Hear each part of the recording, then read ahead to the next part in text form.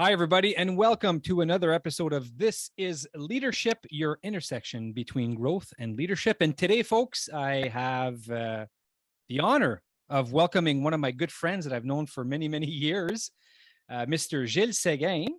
Gilles has been in life insurance and investments for 13 years now. He's also an academic coach, and he's been coaching actually first and second year university students for the past 3 years. So that's really exciting. Gilles thinks that coaching helps you stay focused on the things that matter. The focus is on mindset, time management, and execution. Coaching is most important during transition. For Gilles, it's about maximizing one's true potential. So Gilles, welcome to the podcast. Mr. Joel, how are you? Good to see Very you. Well. Very good. Really excited you're here. And in particular, I know that we've been doing some work together, but I think it's really interesting to have obviously some people outside of the education sector and, to get your point of view on things such as, growth mindset, time management and whatnot, and especially with the work that you do with the university students. So I think that's really, really great work and much needed as well. Absolutely. And I kind of stumbled upon that as my daughter is in at Western University in London. And so, after spending time with her and, trying to get her over some hurdles, it kind of branched out and some of her friends were interested and off we went. So I certainly see a huge gap there for sure. That's exciting. So listen, Joe, before we get into it, how about, I know I've read a little bit about your bio, but I didn't speak about your family. So maybe you can take a few seconds just to tell us, who you are and, maybe tell us about your family and, and what's going on with you right now. Yeah, no, for sure. I appreciate the question. And so I'm just from a small town in Northern Ontario. I'm the last of 9 children, so grew up in a really good space, well supported. Everything was really good there. Unfortunately, I lost my mom when I was 13 at a young age. So that was something I had to deal with and actually led me to where I am today and allowed me to gather some strength and understanding and to get over something like that. Yeah. But now I'm happy to share with you that I'm happily married, of course, my wife, Debbie, and I've got 3 kids. I got a 22-year-old son who's very similar to me, as you and I just talked about, which is great. And I've got a 20-year-old daughter who's in university in London, like I said. I've also got my little spirit, I call her. I got a 6-year-old named Ellie, which was on purpose, because some people assume that it wasn't, being the gap, 14-year difference in kids, but. So there's a story behind that as well, but she's my little angel and we love every second. So I'm really, blessed in a lot of ways. And I often share that with people is that, often we are all blessed in so many ways. The fact that we can see, the fact that we can walk, the fact that we can just do anything is certainly a blessing, but to be surrounded by such a beautiful family and being loved, which is important, and able to love as well is just a blessing. So every day when I put my feet on the ground, I say thank you, and I truly approach it that way. And so I appreciate you asking. And family's good, and we all have our challenges, of course. But in general, we're certainly fortunate. That's good. Well, interesting enough, we actually met around family, right? Because way back for those of you that are listening, Gilles and I actually met at a camping trailer park. And our families were camping there. So you hadn't had your little one yet, but, so we've known your kids, you've known our kids since they were small, and we're able to spend about 3 to 4 years in that campground. And correct. Had a lot of good times. That's for sure. That's for sure. Some late nights for sure. Yeah. And, it was great, but it was interesting because that's, got to know each other and became friends. And definitely when it comes to, those family values and the importance of the family, that definitely is something that's important to you. And it shows, it shows in your actions. It shows in the time that you put aside for your family, and family always comes first for you. And that's an obvious thing as well. So, but it's funny because, spending all those years together camping back then, thinking about it, who would have thought that we would have both, at this time in our lives been into coaching and develop an interest for leadership. So I'm curious, Gilles, you've been in life insurance and investments, and I know you've done some other work as well, but now all of a sudden, you're here, you're an academic coach, you got into coaching, and you discovered, a keen interest in leadership development. So how did that come about? How explain to us how, or, tell us a story about how you became interested in wanting to coach and, to help other people better their lives. Well, and I appreciate that question. And I just wanted to mention as well, your journey as well, and you being so family oriented. And I just wanted to, acknowledge that as well as how we've, kind of re-gravitated back to our relationship. And it was just kind of weird, right? We kind of lost touch for a bit, but here we are. And it's amazing to me how, we both have the same interests, and here we are pushing that envelope. So absolutely. So just to answer your question, to be honest with you, part of it had to do with COVID, and part of it had to do with culture in general, not only, within our company, but within, what I've noticed in other companies that I worked for in the past, or just in general associations like minor hockey or whatever. I just found that the culture was not really focused on people's well-being. Let's say it's more about, production, or where are your results, whether it's in life or, within your career or whatever. So I really found that that was missing in our culture in regards to helping people. And I know leadership, and I may be getting a little bit ahead of it, and I assume it might come up later, but to transform people is really, to me, the highest, the highest segment of leadership that you can be in, is help them find their way and help them be successful. And I just found that there was not a lot of that in society in general, as we touched on. People care less about each other. I think COVID kind of, kind of stopped everybody from, let's say, socializing or caring about people. Let's say they became a little bit more self-absorbed and taking care of themselves. So I just noticed that was missing in a lot of places. So for me, I realized my brother happens to be a retired CEO, and he's got a consulting company. And so we started talking, and I said, listen, I'd really like to fill this gap. And he said, go read this book, and go read this book, and go read this book. And all of a sudden, I'm, becoming somewhat of, I don't want to say an expert, but I'm really engaged in this, and I want to share my message. So what I started doing is reaching out to some of our agents in our company. We've got 100 or so agents in Canada, and I wanted to try this stuff. And, a few of them were, what I found through that is a lot of them need to reach out to you because they want to have to change. But I was fortunate enough to hit a few that, even me reaching out to them, to use them as a sample for myself to see if I could make change. And it went really well. All of a sudden, their numbers were way up, and they were well balanced. And I was like, holy cow. So it really energized me. And what I realized is that the second part of that is that for me to be able to influence others, or to lead others, or to, suggest change in their lives, I have to live that as well. So that's right. It's really gotten me into an amazing place. I work hard at it. It's a full-time job, as we've discussed, to stay positive in this world today. So I take it very seriously. So I really, if I'm going to preach it, or I'm going to promote it, or I'm going to, suggest that you do certain things or try certain things, I have to live it as well. So for me, it's been a complete game changer as well. On a personal note, my energy is completely different. And it's funny when you're out there, right? And all of a sudden people start gravitating to you, and you're like, what just happened? Like 3 times in a row, somebody asked me to help them cross the street, or, something like, why are they picking me out of the crowd? Right. So you emit a different energy. And so for me, it's been, I don't know if it's been to the level of life-changing, but pretty close. Like it's been a real transformation. And what I've found is I'm able to help others. And that's really my mission now. I'm in a giving mode instead of receiving.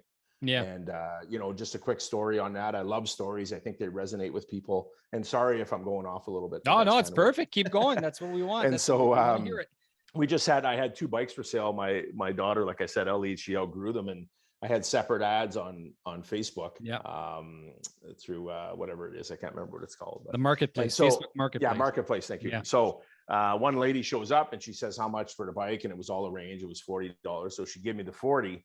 And she said, oh, I noticed you have another bike over in the corner. I said, yeah, that one's for sale too. And she said, well, I've got another foster daughter the same age that, actually needs a bike. I was looking for one. I said, here's your money back and take both bikes. Yeah. So I look for opportunities now to flip it, instead of being in, receiving and it's about me. Now it's a completely different thing. I'm looking to help people. I'm looking to elevate people and make a difference and hope they pay it forward. And I always suggest that too. If you get a chance, pay it forward. So just a little quick tidbit on that. So, it's been a really great journey the last couple of years, and you're obviously in the same space, so which I appreciate. And so, yeah, that's just kind of how it all came together. I think that's great. Now, one of those bikes, it wouldn't happen to be the one you used to ride around at the trailer park. Yeah. And I wasn't wearing that bathing suit either. Yeah. But coming back to that, it's funny how, a lot of us that do go through that journey, it begins with us. It begins with transforming ourselves. And when we talk about leadership, the first person that we need to lead is ourselves, right? So we have to be that example. We have to live it. And for me, and it's very similar to you, for me, when I did go through that transformation, I thought the feeling was so great and the results were so great that I just had to share it, and I had to help other people achieve it because it was such a great feeling, right? Such a great place to be. So, a lot of it, when we're talking about that, we talk about mindset, right? And I know you do a lot of work around mindset, and I'd be curious to know, like, before we jump into more the educational side with your university students, now the people that you do work with, when it comes to their mindset, like, is there something in particular that you noticed that was recurrent within those people in terms of, certain ways that they would see the world, and then versus certain ways that you can coach them to be able to perceive the world now that would change their perspective and change their mindset? Well, and it's a great question. And one of the things that I've noticed, and I think one of the things that jumped out at me and it keeps coming up, is controlling your thoughts. Yeah. And so, with the world today, if you watch a news, the last thing you do is go to bed and watch the news, or the first thing you do when you get up is watch the news, or you turn on your cell phone and you get an email for an outstanding bill, or there's all these things, there's mechanisms that you can put in place in order to keep you in a positive light. So the way I look at it is that, listen, there's enough things that happen to me in a day that I cannot control. So I know there's storms coming at me every day, maybe not every day, but on a weekly basis or whatever. Yeah. So I need to be in a good place in order to handle that. And so when I go back to when my mom had passed away, it took me a really long time to understand that and to get over that. I don't want to say mad at the world, but I didn't understand it. I was too young, right? Yeah. And so, now that I'm in this space, I understand that, so many people struggle, to be honest with you, and they don't have the mechanisms. They just don't know how to do it. And the other thing is they don't have the discipline to do it. So, they say, okay, I'm going to try this, and okay, let's talk next week and we'll see how that went and how to go. Well, I didn't have time. Yeah. So, or I didn't do it. Right. So, and that's another thing that, as many people as you and I want to help, it has to come from within them. There's so many people I'm like, just do this. Like my daughter, for instance, right? Or whoever. I'm like, you'll be fine if you just do this. I have the answer for you, but it has to come from them. Right. And so, I've just set up mechanisms in my day.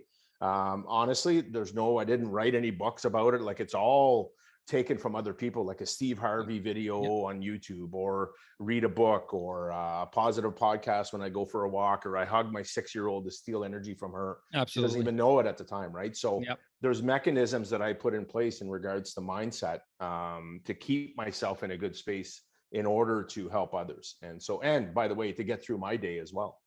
So I just think that it's a full-time job. It really is. And I take it seriously. And I think that, there's so much going on in the world. And another point on mindset I'd like to touch on, if I could, is what I've been working on lately is living in the present, in the moment. Because if you live in the past, we all know that's not a good space for the most part.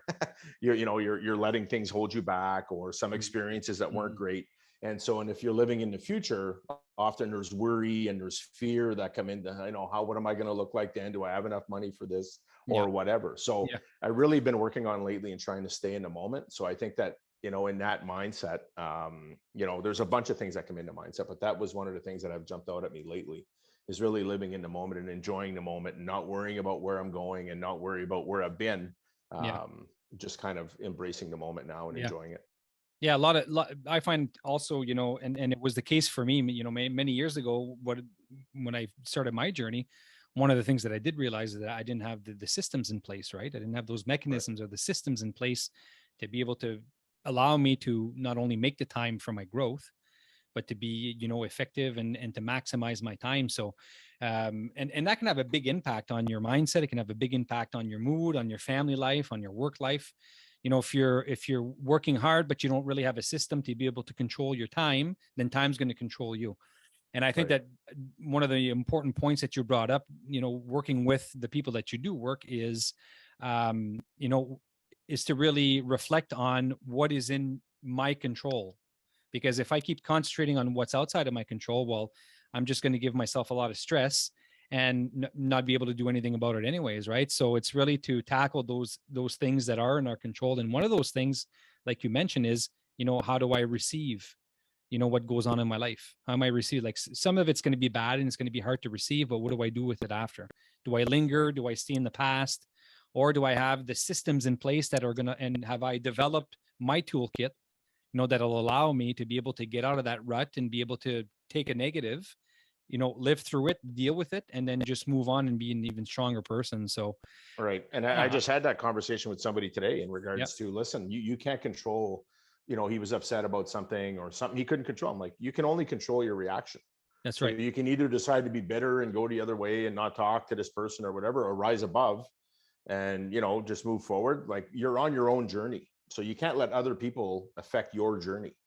They don't see what you see. You and I had talked about that before, where the imagination is a preview to your life's coming attractions. Yeah. And so you're going this way. So, if you allow yourself to get pulled in a negative, space, that's on you. So often you can't control, to your point. Exactly. Right.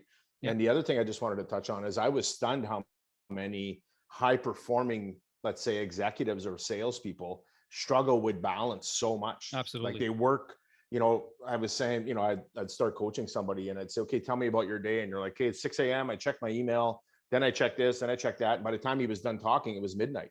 And there was no family in there. There was no exercise. There was nothing. I'm like, whoa. So I find our generation, is kind of built that way, where we were brought up with work ethic, and, we don't want to let anybody down. And, but what I found with some of the people I was able to transform is that they thought they were going to sacrifice their success or their numbers or their, results for balance, when in fact they got their balance and they're even more successful. They're having better results because they have balance now, and they're energized, and they're, and they're feeling good about it, and the people around them are feeling good about it.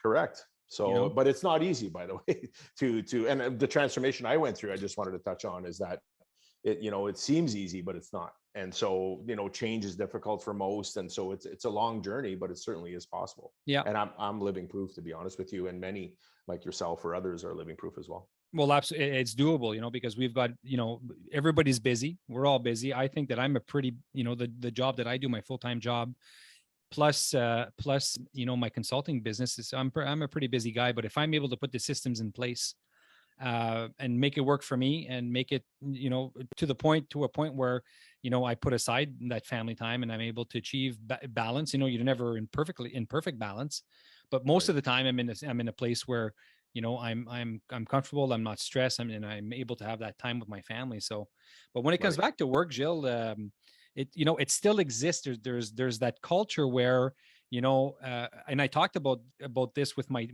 team at my school board, the people that I work with, and we talked about this culture that sometimes still exists, where people will be measured, their success or efforts they think is measured by the amount of time, for example, that they'll spend at the office. So, for the people that are the first ones there and the last one's gone, well, some of them feel like they have to be the first ones there and they have to be the last ones gone. When in fact, if you start really breaking down how you're using your time, you might end up realizing that, okay, you're putting in, let's say, 10 hours a week more than someone else that does have the systems in place, but is being more effective and is achieving a better balance than you are. So, but that culture still exists. I'm still seeing stuff on social media, people talking about that, those work cultures, especially when it comes to executives. It's very competitive. So a lot of these people are putting in just ridiculous amounts of hours and just putting aside, their health and their mental health and their families. So, but again, I think it comes down to systems, and I've always said that if I'm able to pull it off, then, anybody can pull it off, but we don't know everything, and we're always learning. So that's the beauty of being able to get a coach, right? Coach like yourself or like myself is somebody that's able to, to accompany you and to ask you really, really, really good questions, because the answers are inside of you. It's just that sometimes we need a little help to find them. Correct. And that's what I find the difference with coaching and having a mentor or a Yeah. consultant, let's say. Yeah. I find, based on my experience with coaching, is really getting them to find the answers. They know the answers.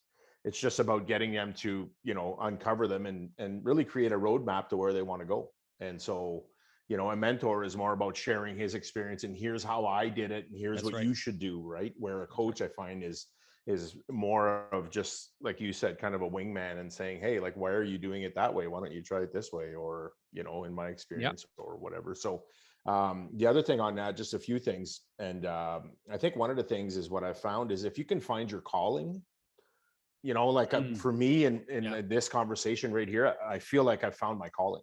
Yeah. You know what I mean? And I can be passionate about it. I could do it 10 hours a day and not feel drained. And I mean, there are days I get tired, don't get me wrong, but I'm still on the mission and I want to help and it fills my cup. And so I think that that's important. I think that most people aren't able to do that. It's a difficult thing to do, to find your calling and be passionate about what you do, because it can be a long day if you're not enjoying what you're doing. Absolutely. And so that's one thing. And the other thing was, I know we may get into time management, but I think that's a huge part of it, in regards to, you had touched on controlling your day or the day will control you. Yep. And so when, somebody says to me, there's only 24 hours in a day, it makes me crazy when somebody says that. And Arnold Schwarzenegger has if you go on YouTube, he has a great video on that. And he talks about that. And Arnold come over, didn't speak English, That's right. was the youngest, bodybuilding champion ever, whatever it was. I think it was Mr. Universe or something like that. Yeah. And he used to go to school at night to learn English. He used to go to acting class, and he used to work out twice a day. Yeah. And so, and he still had 2 hours to eat dinner and talk to people or whatever. So I'm not going to break it down, but if you sleep, well, maybe I will break it down. So if you sleep 6-7 hours a day, and even if you're one of those guys who work 10 hours a day or 8 hours a day, you still have 6-7 hours a day. That's right. And so what you do with those 6-7 hours a day, whether it's working out or whether it's taking a course or, if you're watching, The Simpsons or whatever you do, that you control that. That's right. And so, you have to put in the time, and to your point, you have to have the discipline and some kind of structure, some kind of mechanisms in place, a process to follow to get to where you're going. And yes, you're going to fail. And that's another thing I go off on is you're supposed to fail. That's what I find in general. And I find with the younger university students is that they're so afraid to fail because they don't want to be judged and they don't want to be this, and they care so much about what other people think. Right. And so this is your journey. Right. So, I try and instill that in them, and they make decisions sometimes based on what other people will think of them. And it's debilitating. It's the wrong decision. It's not for you. So I just, do you think when they invented the light bulb or when they invented the airplane or whatever, Colonel Sanders only hit it at 60 in his 60s in regards to making it? These people failed a million times, right? Michael Jordan only made 150 out of his 950 game-winning shots, right? So he failed his way to success. That's right. So what I'd like people to do is flip that, mentality of failing and being judged and being perceived as weak as a good thing. You're supposed to fail. So it means you're trying. And a quick story on that. Again, my 5-year-old skating last year, right? She said, Daddy, I fell 4 times or I fell 6 times. She goes, I'm not very good. And I said, Ellie, you're falling because you're trying something new, right? You're putting yourself out there. So if you fall, it means you're progressing. You're trying, you're coming out of your comfort zone, right? So the next week she fell 16 times, I think. And she said, Dad, I fell 16 times. Isn't that awesome? So a 5-year-old, gets it. She's like, I'm supposed to fail. That means I'm progressing. So just to show you that, even a 5-year-old can grasp that concept, right? Yeah. Well, it's this instant gratification world that we live in today, right? So I think a lot of people just expect to get it right off the bat the first time. And then, when it comes to kids in school, then I always ask them, then why are you at school? Because we're here to learn, and you're gonna succeed and you're gonna fail, and that's part of the learning journey, right? Correct. Same thing with adults. Adults worry about what people think about them as well. So for sure, and we see 100%. it. It's like coaching, right? A lot of people will say, well, I'm not going to get a coach because they feel embarrassed, or they think that it'll showcase their weaknesses. You know what I mean? When in fact it's actually the opposite, because you were brave enough to say, listen, I want to get better, so this is the way that I can do it, because I've got this great coach that works with me and is going to take me to heights that I've never reached before. And it does take courage. It takes Absolutely. courage to reach out and say, hey, I want to be better. Yeah. Can you give me a roadmap or help me? Yeah. You've got experience. Why not? And so to your point, some people are just, I've had agents come up to me. I just did a school about a month ago in New Haven, and they're like, oh, I'm scared of you. I don't want to reach out to you because you're going to make me change. And I'm like, yeah, I'm going to make it. That's what you want, don't you? So Well, it's a good thing, right? yeah, exactly. So And anyway. it's basically just bringing out something that's already inside you, but you just Correct. haven't reached that potential. And to reach that potential, well, we have to talk about things like mindset, things like Correct. time management, right? What we've been, talking about the last 15, 20 minutes, Mhm. and systems, right? Because we need to be disciplined. We need to train our brains. We need to get into that mindset, that positive mindset, that'll enable us to be open Right. to that coaching, to be open to change. And eventually, once you've tasted it, well, it becomes a routine, right? And you're not worried about what people think anymore, and you're just measuring yourself based on the version you were yesterday. So Right. it's almost like playing golf, right? Like try not to get mad while you're playing golf because you're playing against yourself, right? Yeah. So it's the same concept, is you got to compare you to you and not you to somebody else, because often we'll do that, right? Like we'll see the person that's in that position or in that place where we want to be, and then we'll Right. compare, right? Oh, look at him or her, they've got 10 contracts, I don't know, and I don't have any. And so we'll beat ourselves up a lot about that. But I think that once we do get those systems into place and those right mindsets and actually use them and put them to work, then that's when we start realizing, well, I might not get there tomorrow morning. That instant gratification society I was talking about, it might not be tomorrow morning, but I know that if I take one step at a time, and it's James Clear that talks about it in his book. He talks about, getting 1% better every day. Right. So if you just get 1% and better every day, at the end of a year, you'll be, I think it's 37% better than what you were. yeah, for sure. And it's huge. It's the same thing with weight loss, right? People say, oh, I got to lose 30 pounds. I'm like, yeah, if you lose a pound a month for 2 years, you're going to get there. Yeah. It doesn't have to be 30 in a week or whatever. No, And but so, see, that's what people want to see, right? Is they want to see right. that They big want the result right away, gratification. but they need to be, and his book, James Clear's book, is Atomic Habits. So if anybody, I'm sure you guys know about the book, but if you haven't bought it or read it yet, I highly recommend it. He talks about, those micro habits, how it takes time, one step at a time. And yeah, and that's what's hard, right? People give up because they don't see the small increments. And I think it's even worse. I think this is a great segue to talk about some of the university students that you work with. I think even more in the generation of, even our kids, because our kids, older ones are similar in age, 19 and 17, they live in that instant gratification world. So, when it comes to the university students that you are working with, and I know that you work with them in terms of transitioning from, secondary to post-secondary, what kind of challenges are you seeing them, facing, or what would be, maybe the best question to ask you is, what would be the biggest challenges that you see our kids facing coming out of high school, going into post-secondary or on the job market? Yeah, that's a loaded question. Yep. And so, but it ties in kind of back to where you just were before we transitioned into the student conversation. Just one thing I wanted to mention, and I think it applies to the students as well, is not everybody starts in the same place in life as well. So, some people are 20 feet from shore, some are 10 feet from shore. So when you're competing or comparing yourself to others, there are a bunch of things that I went through that you didn't go through and vice versa. That doesn't put us in, like, if we both started at the same starting line with the exact same factors and everything, then you can compare. Yeah. I've got 10 sales this month, you've got 4. It's different, right? We all deal with different stuff at home as well. So that's the thing people don't understand as well, is that we didn't start in the same place, right? And so, and then the other thing with process, what I found, and it's in the Marshall Goldsmith's book, I read a few of his, he's the number one executive coach in the world, is according to, most.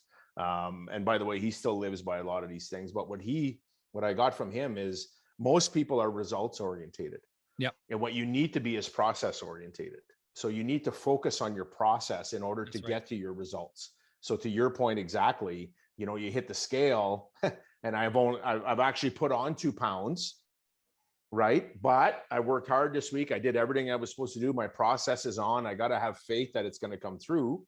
People lose that process because they want results right away. Exactly what you're saying. So I find that applies in life in general, right? With sales, or even with the students at university, and switching to that gear now.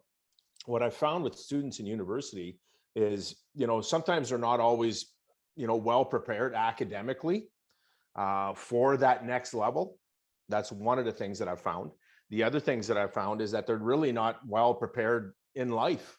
Okay. And that's partly because, I take some responsibility for that in the way we've raised this generation, and we've made it easy for them because, we struggled a bit. We were from a family of 9. I want to give them everything I didn't have. Yes. And it's a natural thing, right? But actually, we're not doing them any favors by not giving them, let's say, chores, or teach them how to make lunch or make a dinner or take care of themselves, do laundry or whatever. So I find that there's so much that goes on when they land in where they want to be. They're like, oh my God, I made it. I'm away from my parents. I'm at university. Okay, how do I make a sandwich? How do I do laundry? How do I send an email to my prof? Like, nobody cares about me here, because if I don't show up, they don't care. They don't chase me. They don't call my parents. And that's right. So there's so many distractions with them. They want to party a little bit, right? Or a lot. Meanwhile, they kind of procrastinate. Well, I'll take care of all that after the weekend. And so after the weekend, they got to sleep for 2 days to get through that. And then all of a sudden, everything's due in a half an hour from now. That's right. And they start crying. And so there's just so much that goes in. So what I found with them is I really touch on all of that stuff. It's really mindset. And, don't procrastinate, like a buffalo. If there's a storm, I don't know if you knew this or not, but buffalo run towards a storm in order to get through it quicker. When you procrastinate, you're running away from the storm constantly. The cloud's always over your head, right? So they struggle with that, which leads to a bunch of other stuff. And then they can't control their day. They're not well balanced. So I could go on, but I found the 3 pillars when it comes to even when I'm coaching professionals or students or whatever it is. It's really one of those 3 things, in my opinion. It's really controlling your day, time management, mindset's huge, getting in the right space and exercising and all that other stuff, and process. So what I encourage them to do, I sit with them and I try and build a calendar, that's realistic for them to achieve, not stress them out too much, and have them execute it. And I can tell you the execution is not very high. It's difficult. It's difficult for them, and they're young, right? So they can't miss a party. They can't, you know what I mean? There's certain things they're just not willing to sacrifice in order to get to where they want to go. And so it's tough. It's tough. And they're overwhelmed for the most part, honestly. Yeah. So a lot of, speaking of executive functions, being able to control your time and being able to prioritize, and you touched on it. I think not only is it because they're young, but, if they haven't been taught that, throughout their lives, at school, we'll touch on it a little bit, but maybe not as in depth as we should. I know there's a course here in Ontario, Canada. There's a course that actually deals with those executive functions in high school, but that's only the one class, right? Even budgeting or taxation, exactly, or understanding all that stuff, right? And they don't have it, right? So the more we can give them and to develop those competencies, I think the better off that they're going to be when they face those challenges, right? Because they'll have the tools in their toolbox to be able to deal with it. So, but coming back to the student, Gilles, and even thinking about the adults that you coach, I'd like to touch on vision a little bit. So when talking about vision, what kind of an impact can that have on the people that you coach, and in terms of if there's a lack of vision, or just mechanisms to be able to envision things, to be able to see yourself down the line in the future, and then plan accordingly and have those processes together. So those processes in place, so how important is it for someone to develop their vision as well? Right. And so, another great question. And I really do believe in what you think about, you bring about. And so if you have a vision board, and if you're going there, you're going to go, because your body doesn't know, it's following your brain. If you tell your brain, this is where I'm going, that's where you're going. Yep. And so a lot of the decisions you're going to make along the way are going to be based around getting to that goal. Right. So I'm going to use weight loss again, for an example. If I want to lose 20 pounds, and I'm going to eat that hell of a good dip and that bag of chips at 11 at night, guess what? It's going to take me a lot longer to get there, right? So that's just one analogy. But, if you want that new car in the yard, or if you want that house, or if you want to be able to travel every year, put it on a vision board. Yep. Put it down in writing. I think goals are important. But again, going back to focusing on your process goals and how you're going to achieve that is exactly, how you do it. And so Tony Robbins says there are no overnight successes and no overnight failures. It's all in the habits and routines that you build on a daily basis that is either going to get you there or, on the other side of it, which is not going to make you successful, or it will.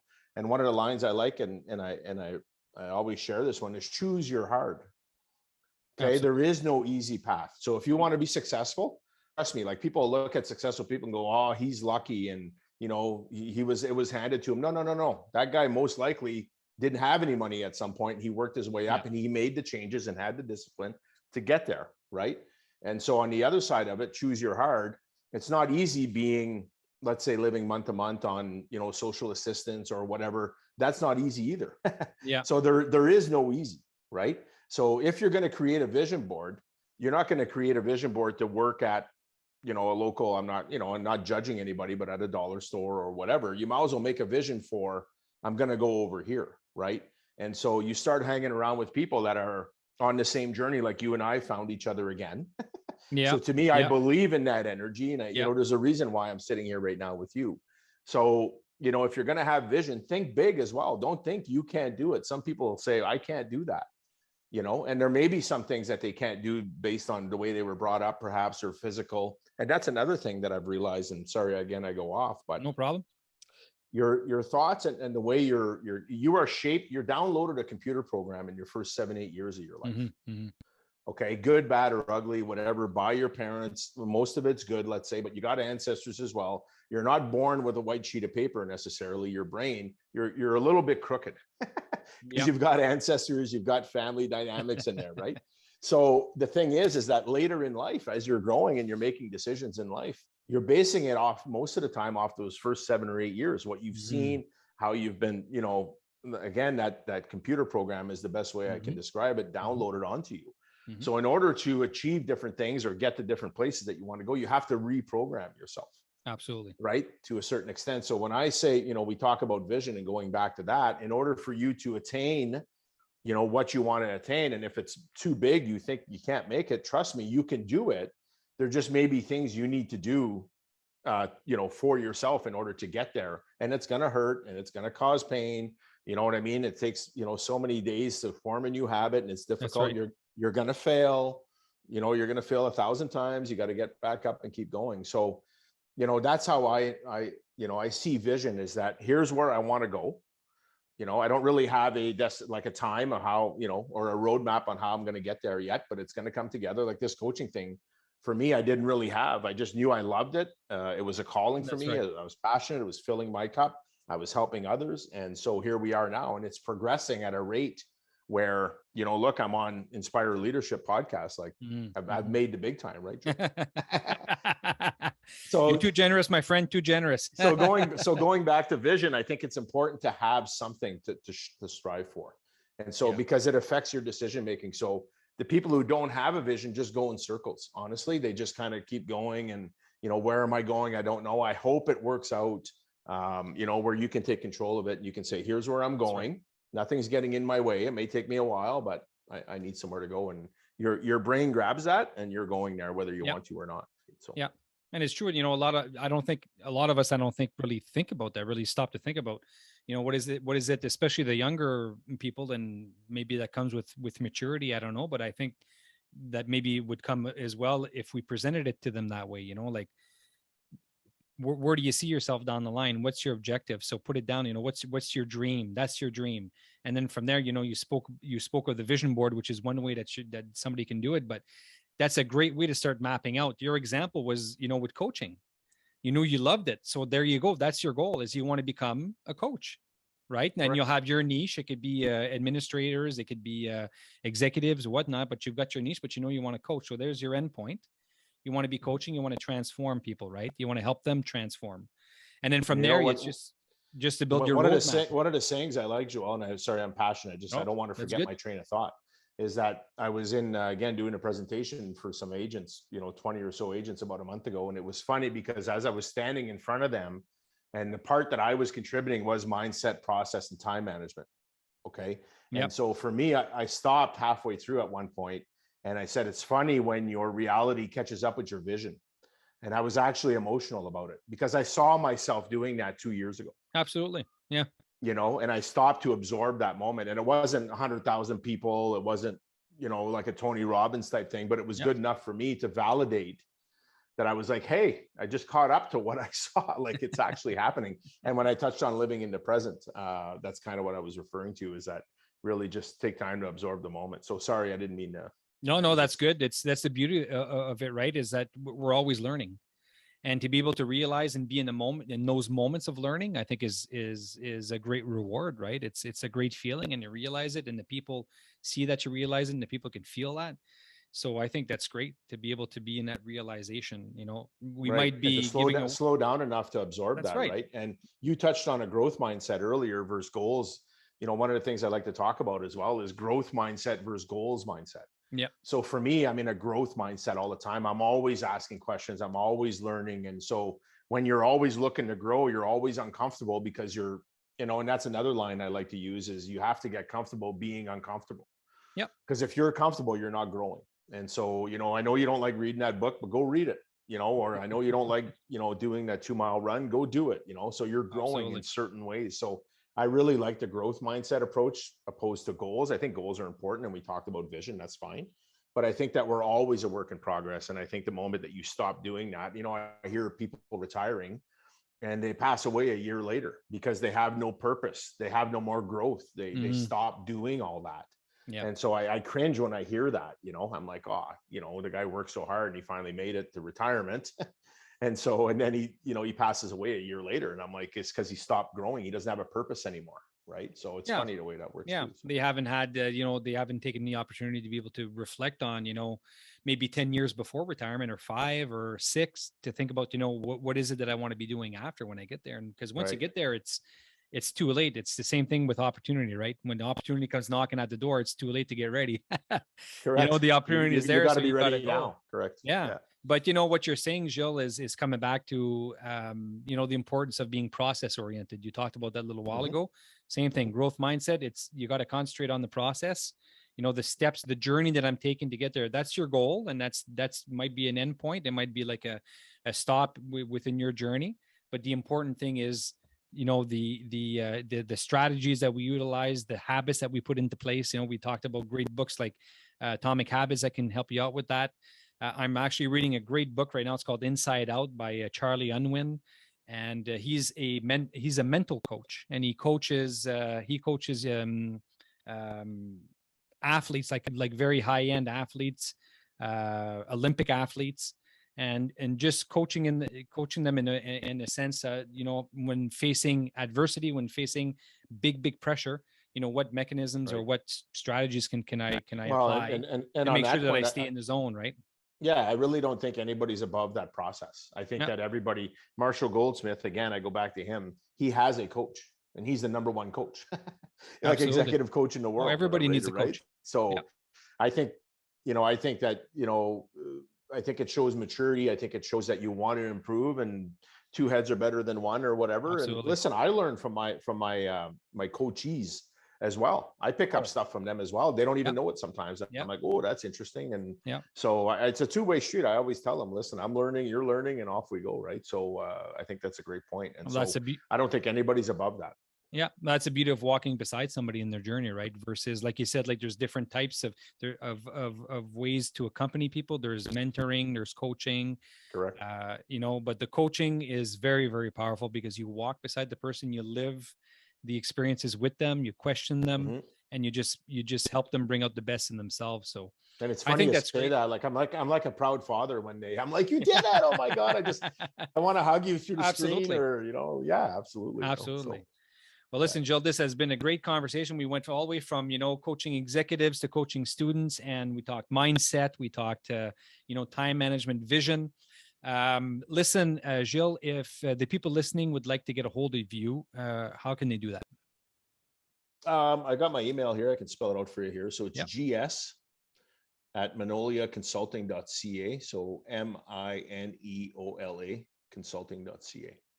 Perfect. So we'll have that up on the website.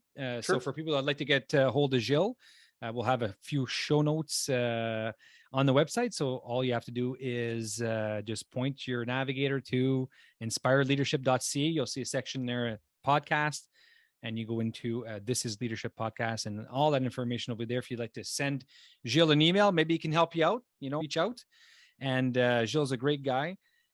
Gilles, before I let you go, what would be one wish that you would have for the people that are listening to us today? Oh my God. Listen, are we done already? We could go here. That's flies, what Joel warned me about absolutely. with us too. I could have kept going for 3 hours. Absolutely. Right? There's just so many things. I would say, a couple of the biggest things would be live in the present. I touched on that. Yep. Stay in the moment. Don't look too far ahead. I mean, you can plan ahead and have vision, but don't let, worry and fear are debilitating. They're not going anywhere, but you can control it. Like I said, by controlling your thoughts. So really, live in the present, control your thoughts, and it's okay if you fail. You're supposed to fail, and you'll fail your way to success. Those are really the 3 things that there's a bunch more, but I mean, those are 3 things that I think that's great. That's awesome. I think it's and encapsulates really well what we talked about today. So that's great, Gilles. Thank you very much. Listen, thanks for spending just about an hour with me tonight. Very much appreciated. Really appreciated your insight, especially that you being outside of education. Most of the people that I do have on the podcast are in education, so it's nice to get that viewpoint. Great work with the students. Love what you're doing. I think it's great. I think it's exactly what they need, and looking forward to keep working with you in our future projects as well. So Gilles, thank you very much for being on the podcast. Really appreciate it. And maybe we'll do this again. Sure. I'd love it. Thanks so much. And I appreciate what you're doing as well. And Inspire Leadership, I think, is a great, it really describes what you're doing. And so we're both on the same journey, and we'll go through it together, and off we go. Fantastic. Thanks, Gilles. Thanks so much. All right.